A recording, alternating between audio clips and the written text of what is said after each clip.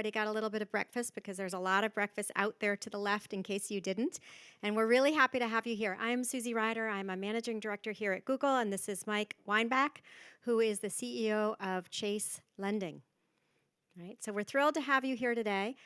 We are very happy to welcome Chase as a partner and to also host this event, which is with the Scott brothers this morning.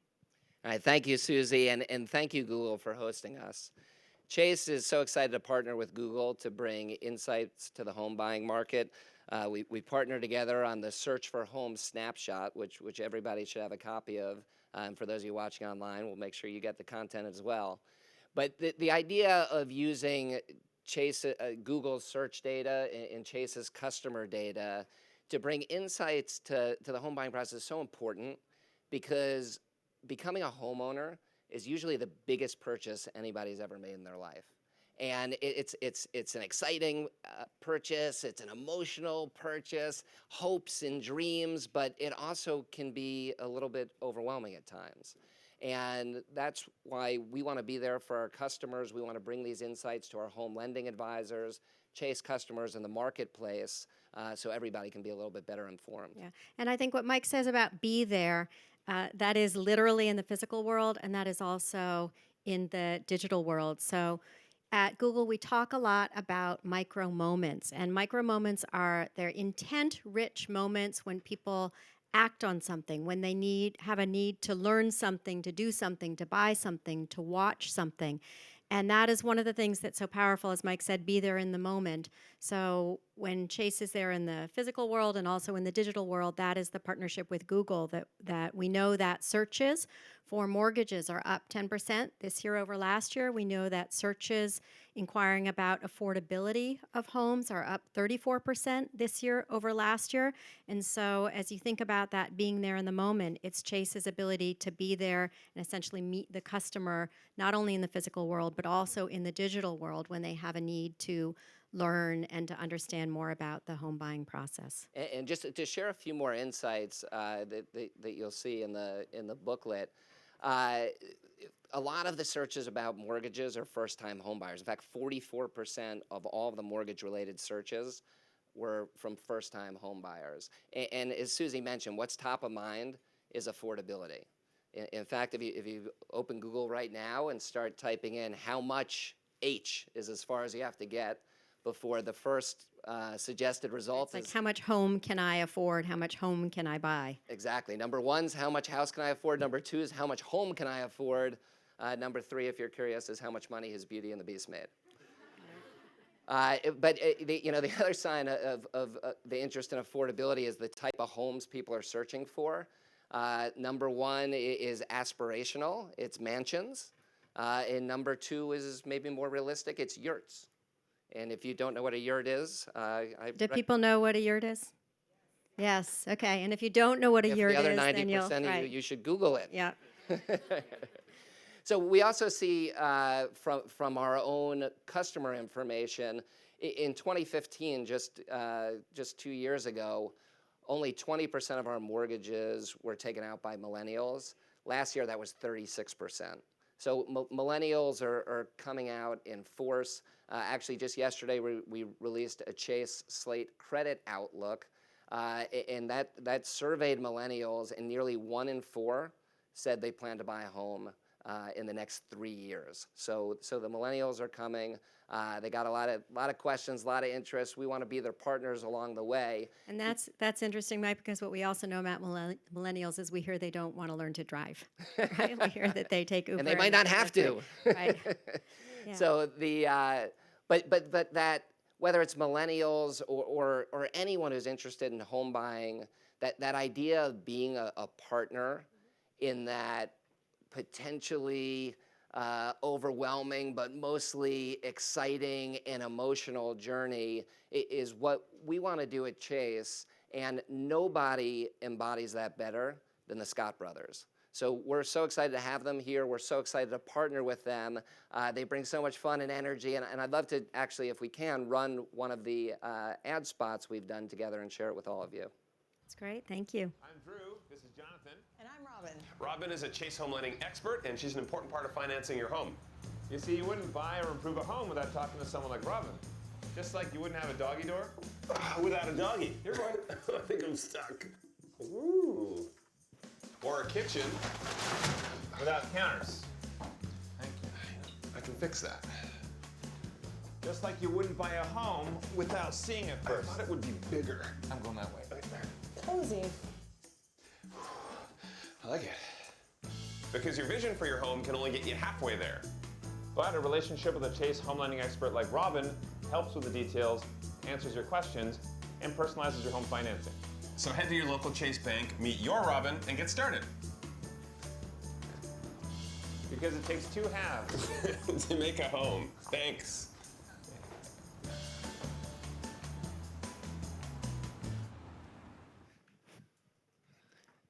So again, we're so proud to partner with the Scott brothers, and that idea of it takes two halves to make a home. The customer and Chase is your partner on the financial part of the journey, is what we're all about. With that, we'll get to the main event, which is the panelists. So Susie and I would love to welcome to the stage Rebecca Robeson. Rebecca is the head of Robeson Design, one of the leading interior decorating companies in the country and one of the most popular YouTube channel hostesses. So Let's just say the most popular, excuse me. Let's get that straight. The most watched interior designer on the internet in the world via YouTube. So of course I'm going to humble that down, tone it down. But thank you so much, Mike, for introducing me. And I just want to say, gosh, would someone please call my millennial age children and tell them that their mother is at Google headquarters in New York City? This is like so exciting to me. And of course, to meet the property. To meet Drew and Jonathan Scott, who are partnering with Chase today and with Google with all their analytics. I mean, it's a really exciting thing. So I just want to say thank you to both of you guys. And I also want to say I think I know a lot about millennials because I own 3 of them. And so it sort of qualifies me to be a part of this discussion today. So I want to welcome to the panel first Mike Wise. He is with Chase, and he's a lending manager, I believe, right, Mike? Senior. There you go. See, like we all have to correct our titles, right? And he's a good-looking guy too, right? When you want to borrow money from him, we need to talk about. I can't guarantee I'll pay it back, but definitely want to borrow. And of course, our stars today, which I personally am very excited to meet. I love their show. So let's get Drew and Jonathan Scott out here on the stage. You guys want to help me welcome? Welcome, guys. Actually, it's senior Drew and senior Jonathan. You guys are amazing. We got a little bit of a chance. Thanks to for get putting to out the meet special before. flowers for us today. Aren't they pretty? Succulents and Don't compensate for anything. That's great. All right. okay. Well, it's great to be here. We love always coming by, hanging out at Google, and talking to you guys. As you know, Jonathan and I are an open book. Open books here with information. So anything you want to know, does he wear plaid underwear? Whatever you want to know, we are here to tell you. We'll see how this goes. I might show you. I'm glad to know that he wears underwear. So we're going to start with, you guys have partnered. Now, I think I know the answer to this question, but for our audience, to me, I watch your show and I think it's just so obvious. You got the real estate, you got the renovations going, but how is it and why is it that you chose Chase to partner with on this? Everything we do, we deal with a lot of clients who have never done this before. This is a very daunting process, and we don't partner with a lot of companies if they don't have the same philosophy that we have. And one of our biggest philosophies is that your home should make your life easier, and the only way to achieve that is if you work with people who understand your story, because what may work for you in buying a house may not work for you in buying a house. And so that's the big process for us. I love the fact that when we met Mike, when we met Robin, everybody we've ever met at Chase, they really take a genuine interest in your story and the right product. Well, exactly. You watch our shows and from Property Brothers, Buying and Selling, we love helping families, and we help families all over the country. And the fact that we found a partner in Chase who cares as much about getting families into homes. As you saw, too, online, everyone's searching affordability in today's day and age with how expensive real estate can be. Having partners and professionals out there that are there to help you is a huge thing. Who was easier to work with, by the way, between the two of us? Rebecca. Yeah, exactly. Both of you. How about that? Very politically correct, yes. All right. Well, we've also noticed that you guys have probably really attracted a huge millennial audience. Are you guys millennials? Well, me, the Just, hey, high you said there end, was nothing off high. limits. I've had work done, so I look millennial. Look But Broennials? millennial, We're don't we're we all? broennials. We're in between. Yeah. So Right. when Okay. you're a twin and a bro. So a lot of the millennials are attracted to you, probably because you're really handsome, for starters. But can you give us any reasons as to why you think that's happening? Main reason, I mean, HGTV has classified us as millennial magnets because we do slow motion renovations in tight jeans. That's all you There- need. so That's all I have it a new takes. Chase philosophy. If you guys just put all of your Chase lending experts in tight jeans, then skyrocket with the business. Skyrocketing, Right, yeah. right. Same No, I philosophy. think the big thing is for anybody watching our shows, you're getting the information, you're getting the beautiful before and afters, you're getting the demolition, the renovation. But on top of that, we take the job seriously helping families, but we don't take ourselves too seriously. So we goof off a little bit. You see that sibling rivalry, you see all the fun that we have. I'm actually surprised we get any work done. We laugh all day long. And so I think that's something that millennials like when they're watching, to see that fun. And also, we're making real estate, we're making home ownership attainable.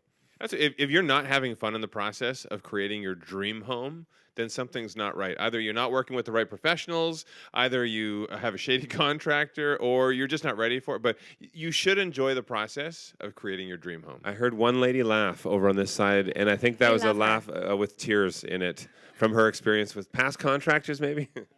That's great.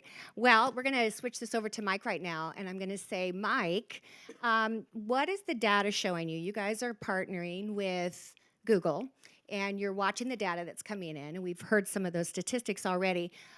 How are people shopping online for real estate and for mortgages? So, buying a home is a big deal for everyone, and even more so for a first-time home buyer. When you think about it, it's the largest financial decision they're likely to make in their entire lifetime. So, with that said, knowledge is certainly something that's key in the transaction, and we see 60% of first-time home buyers are starting that search online. So, whether they're looking for a home, they're shopping interest rates.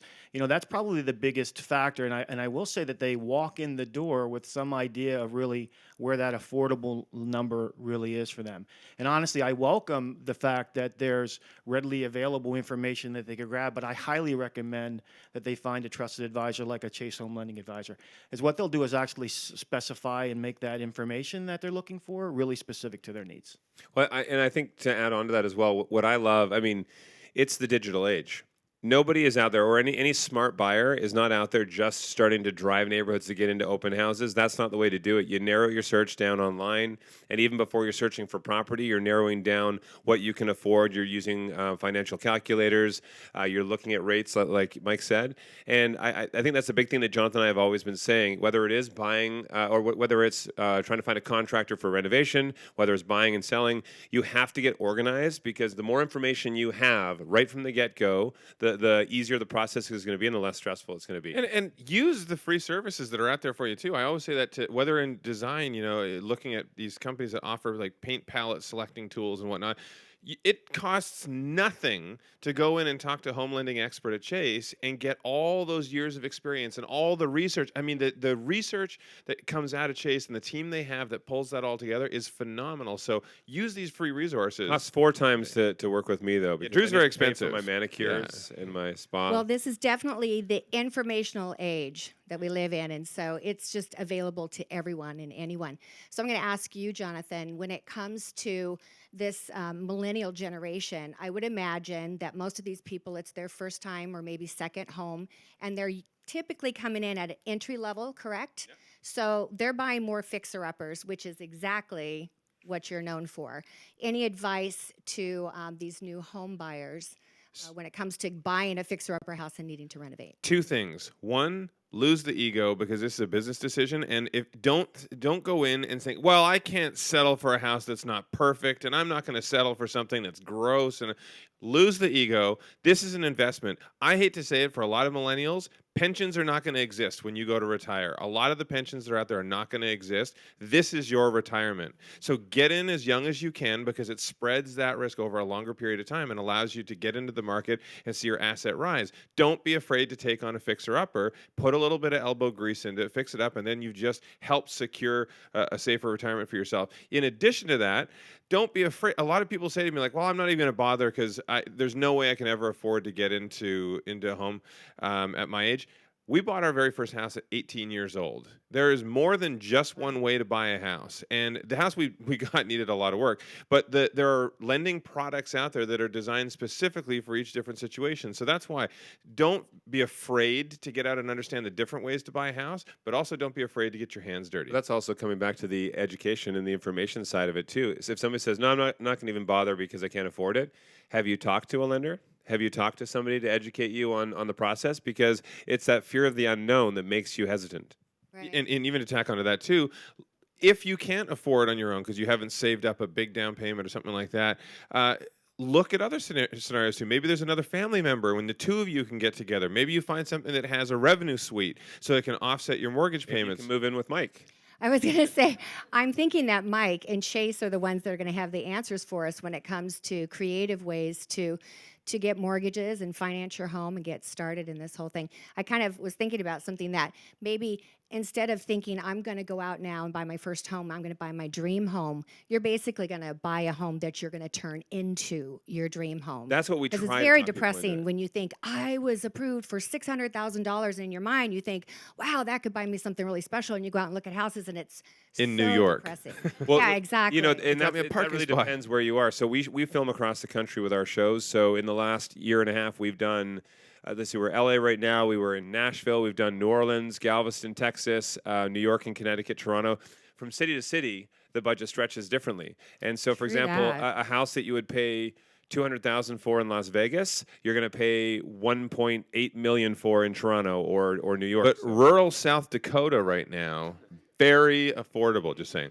But the one thing that we'll point out as well is getting into the market is a great thing. Just the ability to get into the market and improve the property so that you're increasing your equity in the property. But a lot of people say to us too, they're like, "Well, I want to be successful in real estate and I want a house that's worth more money." The only thing they think about is, "Well, I'll renovate a house that's worth more money, then there's more equity in my pocket." That's only half the solution. If you're also smart on the financial side, you can pay down your mortgage faster. Every lending product that you have has the opportunity to do increased payments or biweekly payments. And at the end of the day, can you imagine if you paid off your mortgage faster? You've also renovated the house, so you've increased the value of it. Now all of a sudden, you've set yourself up for financial success. Well, that's why your lending experts are there, because people are afraid to go and talk to them, but they have the information and the tools. No two people need the exact same type of lending, type of product. And so to be able to go to somebody to say, "What can I do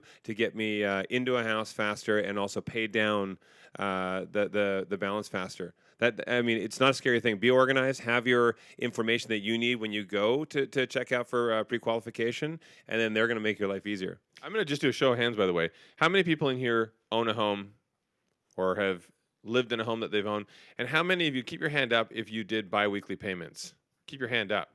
Exactly. So one person, Every house? which is about the way it is. We've done auditoriums of 10,000 people, and usually there's only a few hands that stay up. A lot of people didn't even know that there were other Double options. payment. Things like that are so simple. You don't even notice that you're essentially paying about the same each month, but you're actually paying a little bit more over the period of your mortgage. Something like biweekly payments automatically brings down the cost of the lending. So there's little things that most homeowners don't even You think mean it's about. bi-weekly, not doubling your payment? Correct. So I instead need of to talk to 1,000, my so husband. prime example would be instead of it being, for That's easy figuring, brilliant. $1,000 a month, you would do $500 twice a month. So people think, oh, it's the same, but over the period of the year, you're making a few more payments, paying down the capital or the you know what? Why am I answering this? I'm not sure. Yeah, Mike's I'm not like, sure. Yeah, But it's baby. nobody notices. Yeah, so those and listen, I've been doing the mortgage game for 25 years, so really intimate with this conversation. It's actually a 13th payment annually. That 13th payment actually ends up bringing down a 30-year down to right around 17 or 18 years. So Wow. it's a pretty significant, right, decrease over the life of the loan. So. Is that real? Would somebody Google that? The funny thing I too wanna is it's not know. even just that. We always said, and the funny thing is, before doing all the construction, when we were really involved in our company running, I also was a financial advisor at one point. That's what I did as well. People don't think we wear a lot of different hats. One of the things I always said to my clients, and this is the easiest way to wrap your brain around it. I say to people, you say for easy figuring, you make $60,000 a year. You go out to the movies with friends, you pay your bills, you do all the things that you like to do, and at the end of the year, is there any money left? No. But all of a sudden, you get a pay increase. You're making $65,000 a year. You go to the same movies, you go out with the same friends, you do the same things, and at the end of the year, is there another $5,000 left? No, because we naturally spend the money that's sitting around. So instead, why not shave that off to your biggest investment before you even see it? People don't even notice. So if you did biweekly payments, and then maybe you just kicked in an extra $50 a month toward your mortgage payment, maybe you kick it up from there. You wouldn't even notice in the beginning. It doesn't have to be $500 a month extra, but in the beginning, $50, you don't even notice it. That's like one Starbucks coffee, and then you'll Seriously. increase it and you'll increase it. I've always had every client we ever worked with at the end of the day said, after a couple of years, they were paying hundreds of extra a month, paid their mortgage down. We had one client who paid off their house in 13 years. Can you imagine owning your house in Wow. 13 years? Perfect. That's fantastic. Well, it's clear why they have partnered with Chase because you guys think like the money people, right? And our job, why we're here today, is we want to know how these mortgage people with their bags of money, how we get them out of their hands and into our little hands, right? We want to get our hands on that money. So I'm going to ask now, Drew. This is the millennial age that we're talking about. And what are they known for? Their smartphones, their smart tablets, now it's smart homes. I'm getting into smart water, hoping it helps me at least remember where my glasses are and my passwords and logins. But smart everything, right? So we're seeing a lot of this trending, myself as a designer. And I want to know, what do you think is a good investment for some of these new millennial type So buyers? smart home features? Yeah. Yeah. So I mean, it is the smart age, and even right now we're renovating. My fiance and I got a place in LA, and we're renovating the house. That's it'll air on HGTV in November. It's going to be a complete smart home. But it's not just the cool things like being able to turn on music in the rooms or turn light switches on and off via voice or app. It's also the stuff that you don't see. Right, why didn't all the lights go off? Come on, Google. It's also the stuff you can't see. For example, tankless hot water systems. The technology is transforming everything. Even if you wanted to have the fridges nowadays. I know, seriously. Yeah, you can be at the grocery UPC store and code. you don't know what you're missing in your fridge, and you can check on your app and you can see from cameras inside your fridge. Oh, this is what I'm missing: milk, bread, whatever. Right. So Even tubs. tubs. Tubs, there's an app for that. Yeah, I can There's actually tubs that control my wash showers. you. There's Yeah. tubs, I amazing. know, This is and new. they play Jonathan, your this is brand new they for him. play your curated music for you. It's just crazy. I can adjust temperature, so my shower or tub and everything Or is ready the way I adjust want it his before I go. temperature. No, I'm You know, good. what's hilarious is so Brother vs. Brother just finished. Which did anyone watch Brother vs. Brother? Spoiler Team alert. Drew, woo! I won 2 years in a row, and I was going for 3, and Drew beat me. But anyway, I put in these smart toilets, and because what are the Oh, I biggest have complaints that those. you get? People are like, "Well, my husband never puts the seat down." No problem. Yeah. This automatically puts down for you. My kids never flush the toilet. No problem. This flushes for you. I think this toilet could lend you money for your home purchase. I That mean, would be seriously, this fabulous. toilet did literally everything. It was freaky weird. And it actually like disinfects itself too after it. Yeah, we have one of those in the office. And the problem is now I go to regular bathrooms and I'll walk away without flushing the toilet. And I'm like, whoa, I almost just made that mistake. You get used to your toilet flushing for you. It's pretty cool. So But- what do you think? But you are right. Start.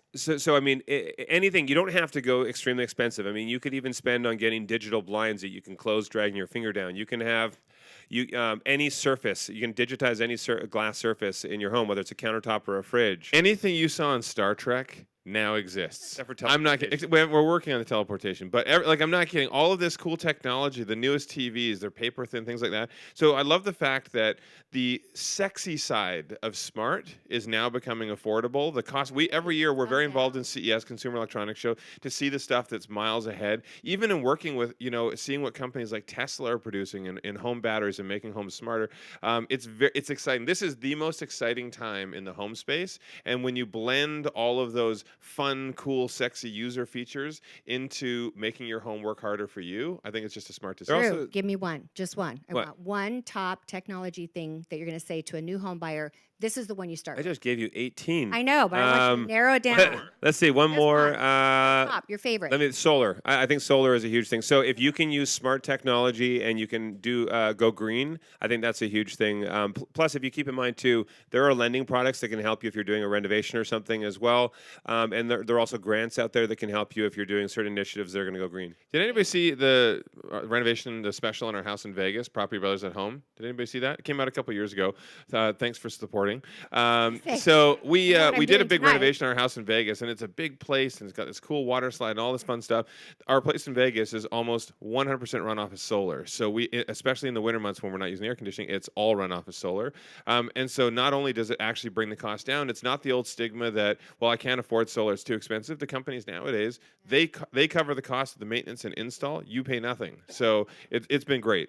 Does it work as well in states that aren't so hot and have so much sun? Was just in Seattle, and Seattle actually has an incredible amount of solar. And so Germany, for example, in the summer, there was, I think it was a 1 month period in Germany where all of their public utilities were run off of solar and wind, and they get more sun in Seattle than they do in Germany. So yeah, absolutely, it's possible. All right, good to know. All right, Mike, your turn. Hey. So I want to ask you about Google's data that says affordability is the very first thing, the top thing, and that certainly I'm makes going to escape sense. for water. Okay. Oh, it's right down here, dude. Right here. I'll be right back. Okay. All right. So We'll talk about him while he's gone. okay, let's do that. So, being that's the case, affordability, I want to know, like, I bought a home years ago, right? So I've been through this whole thing, and there's a bazillion things you have to sign and everything.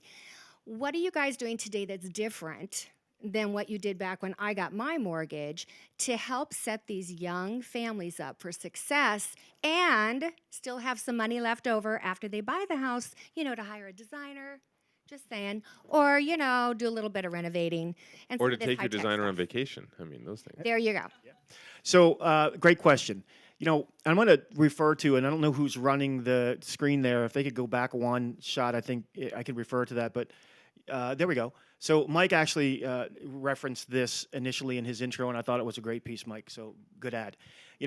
With millennials, boss is boss. Good ad. You got one thing right. I did. Yep, Good, that's yeah. it.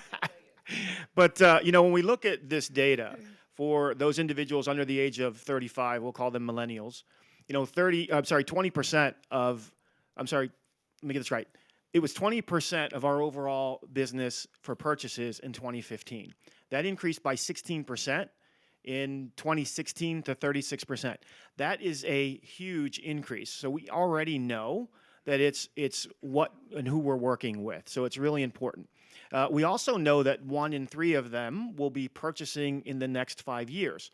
So it's even going to be a bigger opportunity for us to work with them in the near future.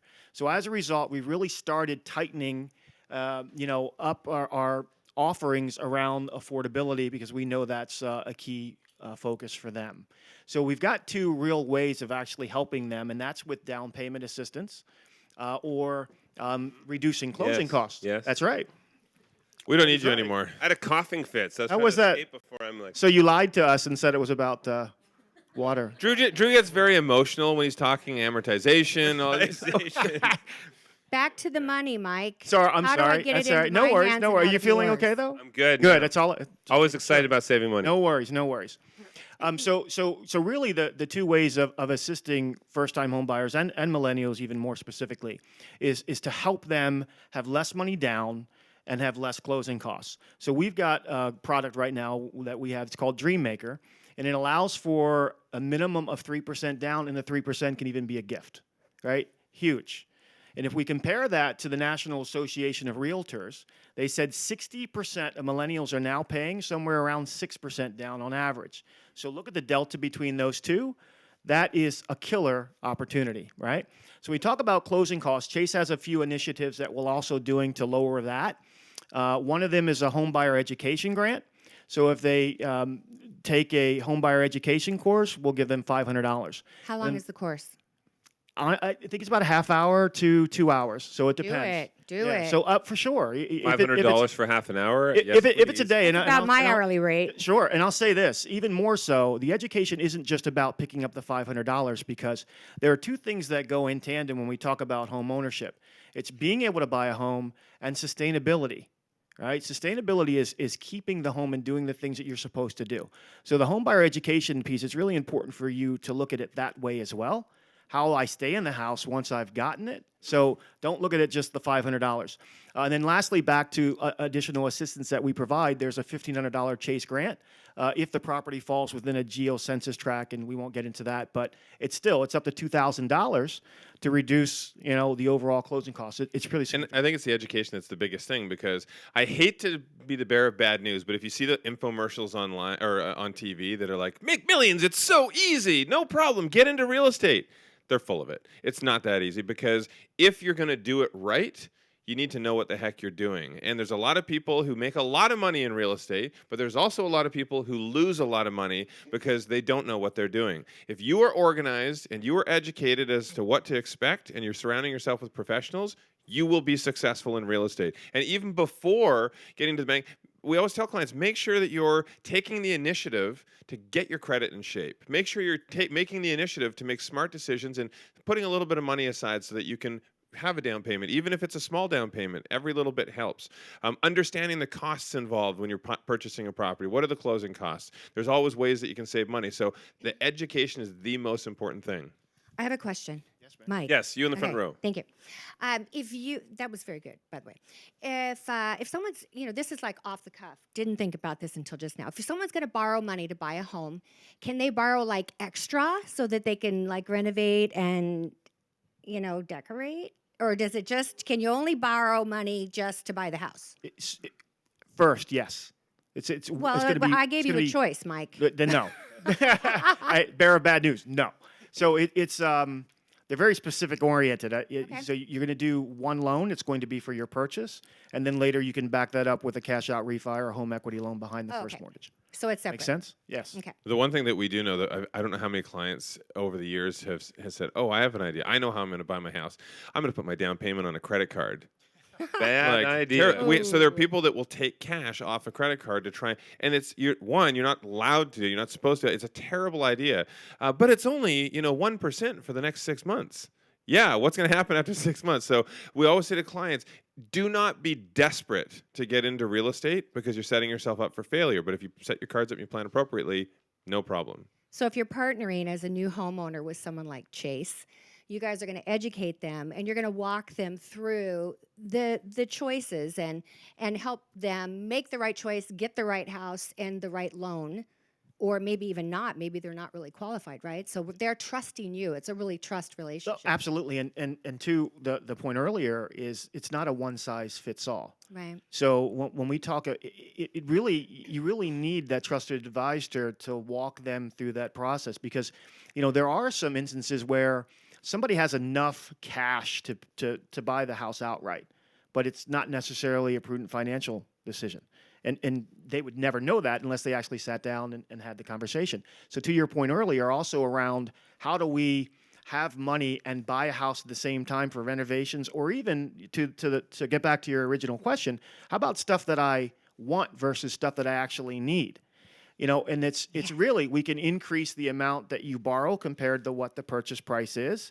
So if we lower the down payment and we lower the closing costs, it frees up additional funds for them to do something else with it that they want and or need. Maybe even a renovation by Jonathan here. So Well, I think that's How about that? Pretty savvy. I mean, that's the whole thing. It comes, if you notice, the big thing we keep coming back to is education and working with the professionals that can actually make this process make sense for you. If you try to be your own lender, if you try to be your own contractor, your own real estate agent, you're putting on all these hats that you have no expertise in. But we do this day in and day out. So it may, for example, for a real estate agent, some people want to list their own house. Well, that's great, but it may cost a little bit more for me to do my services. I mean, on the shows, I don't actually charge for my time, but a real estate agent out there in the market, it may cost more to use them, but at the end of the day, they know how to negotiate, so they might get you a better price. They also know how to include certain things in the purchase that you may be forgetting that are going to cost you money down the road. Education. I think people don't think ahead to the other value of using professionals. Do you know how to execute a legally binding contract? Do you know how to set yourself up for success? There are clients that come back to us and said, "My gosh, I didn't realize I bought this house myself. I didn't use a professional, and I didn't realize that there were hidden problems, and now what do? I have to go to court to try. These are a lot of things that professionals would identify, but also planning for the long term. You know that it used to be that people would buy a house, and that house would stay in the family for generations. People didn't move very often. Now the stats say that the average family moves every 3 to 5 years. That is Crazy. ridiculous because hate I moving. hate moving. Yeah. So, try and think of this. Every time you sell your house, there's expenses for real estate fees, legal fees, closing costs. If you know that you're going to grow your family, maybe you have one child right now and you know you're going to grow your family, do everything you can to find the house, even if you don't renovate those other areas for now, but find the house that you can grow into instead of having to sell every 3 years and buy something new. That is a big cost savings for you. Okay, sounds good. I think as we're talking, I'm just thinking to myself, I think that, what you guys do by having your show on HGTV and what I do by having my show on YouTube is we have actually inspired so much of this younger generation, which is probably why we're seeing this increase in the mortgages in the millennial age, because we've actually made what used to be something that all of us aspired to. When I first got married, I didn't buy my first home until I was in my 30s. So, and then my kids, I have kids that are millennials and they're buying homes now. So it's like They're in their it's 30s and they're still accessible, living it's at home. affordable. Well, that's true. That's why I want them to find out how to get Chase's money so they can finally move out. But yes, and they have trophies, lots of participation trophies too, because they are millennials and they earn them. All right, so But you are right though, like inspiring a younger generation, the younger homeowners out there, and as we saw from the stats from the snapshot that you have 44% your searchability for new home buyers is up 44% from last year. That's pretty amazing. I like that you see people are inspired and they're actually getting online. They're trying to find out how they can get into a home. I do too. Okay, here's a question that affects everybody, not just millennials. I'm tired of talking about those guys, right? Let's talk about us. So, how do you make the determination when to move or improve? Do you stay in there and make it better, or do you just move on to something else? I want to know, is there like a test? Yeah, so any home can be made beautiful. So that's the first thing for people to Amen, understand. brother, sister. Any home can be renovated and designed beautifully, no problem. The question is, you need to ask yourself, is it a smart financial decision? Some homes, it would cost so much money to do an addition or something else that it's not worth it. The other thing too is, are you in the area that's important for you? Exactly. So what's important to you? School, location to church, location to work, whatever it is. You need to determine what the best area for you to live in. And if the house does not, look at buying and selling, the show Buying and Selling. We are taking houses. People have tried to sell these houses for over a year, no interest. We go in, we do a light renovation, and then in the end, they sell it fast. But these people a lot of times will say, it's so beautiful, I don't want to move anymore. But you have to, because you have 5 children in a 3-bedroom home. Right. You have to move. Right. So you got to think of it, take the emotion out of it. That's the biggest thing I think that cripples most people when they're thinking about it, is take the emotion out of it and think of it like a business decision. Okay, that's a good advice. So, Mike, back to you. Is that money in my hands yet? I don't think so. Your bag needs to be coming. She's going to go shopping Actually, with it. I do the work, and it comes from this guy. Oh, that Mike. Yeah, All that's right. the wrong mic. The boss of the boss of the boss. I got it.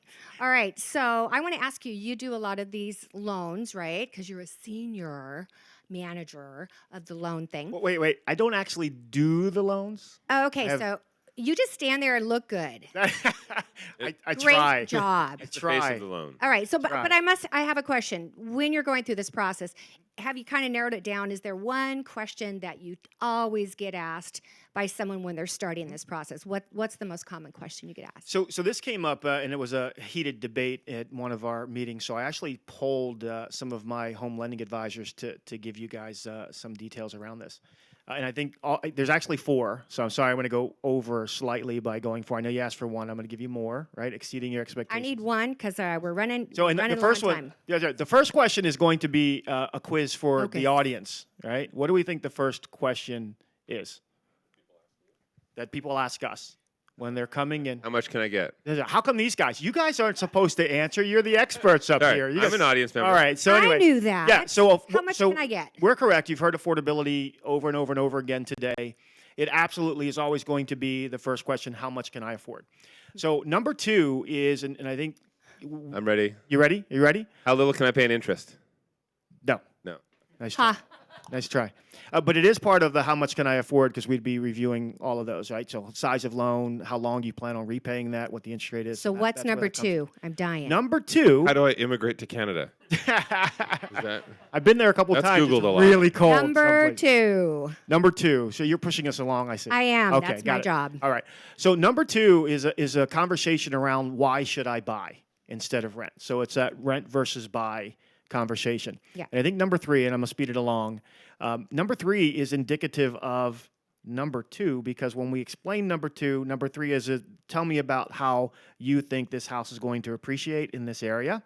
So you get an appreciation. And then last but not least is number 4, and they're asking for a trusted advisor referral to a real estate agent. Not a designer, huh? Not which a is, That's which is funny unfortunate. because you know what we always say that if you're a real estate agent in any market, you need to surround yourself with professionals who will also refer business back to you. And one of the strongest relationships a real estate agent can have is with a lending professional. So that's one thing that if there are any real estate agents, anybody who dabbles in real estate, the first thing you should do is set yourself up with a lending professional. And there's a real reciprocal relationship. I call it my realtor tool belt. I have all my professionals that I keep in my tool belt that are my referrals. So I have contractor. It's like a lender. pink rhinestone tool belt. Yeah, it's But it's very real very stuff. on trend right now. Matching boots. Yeah. Fabulous. So, Mike, thank you for those 4 answers. Have you always been an overachiever? That's why we hang out with That's them. why Chase is so successful. Clearly. All right. So we're going to wind it up right now, guys. We got like 1 minute left, and I have a big question for you. Yes. You have a book out.